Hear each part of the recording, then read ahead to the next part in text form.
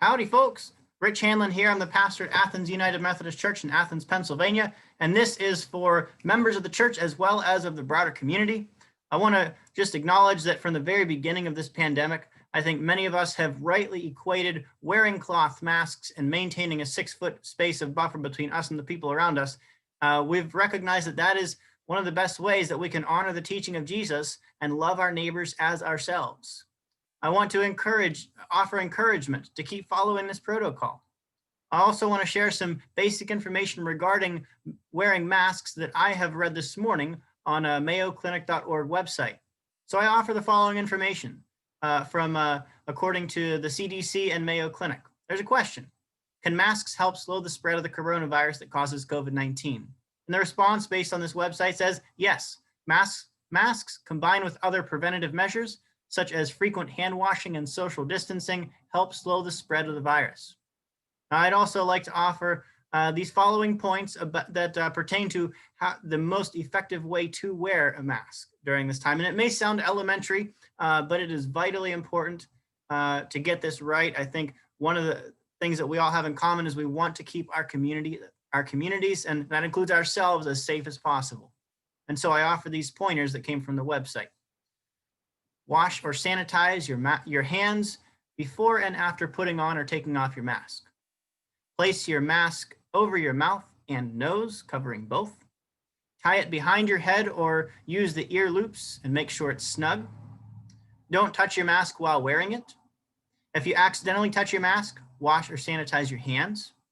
If your mask becomes wet or dirty, switch to a clean one and put the used mask in a sealable bag until you can wash it. Remove the mask by untying it or lifting it off the ear loops without touching the front of the mask or your face. Wash your hands immediately after removing your mask.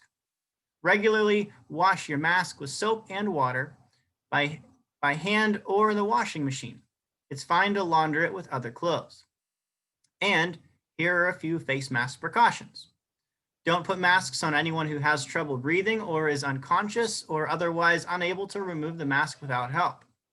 Don't put masks on children under 2 years of age, and don't use face masks as a substitute for maintaining a 6-foot buffer between you and the people around you.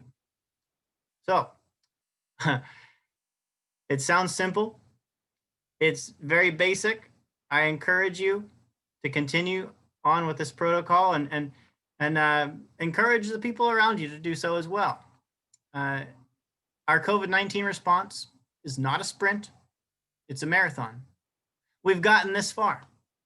I know that this feels like mile 20 of a marathon. And mile 20 of the marathon is when many marathon runners hit the proverbial wall. Physically, mentally, emotionally, and psychologically. Many of us feel drained. We feel like giving up. But mile 20 of the marathon it's time to push on. It's time to keep on going. Now is the time to stay the course, to continue to love our neighbors as ourselves, to wear our mask, to maintain a 6-foot buffer between us and the people nearest to us. We can do this hard thing with the help of God and each other.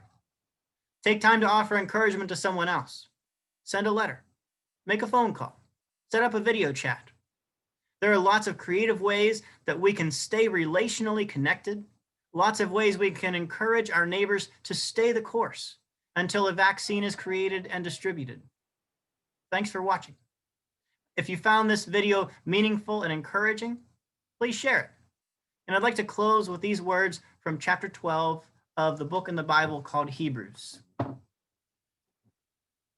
Therefore, since we are surrounded by such a great cloud of witnesses to the life of faith, let us strip off every weight that slows us down, especially the sin that so easily trips us up. Let us run with endurance the race God has set before us. We do this by keeping our eyes on Jesus, the champion who initiates and perfects our faith. Because of the joy awaiting him, he endured the cross, disregarding its shame. Now he is seated in the place of honor beside God's throne. Think of all the hostility that Jesus endured. Then you will not become weary and give up.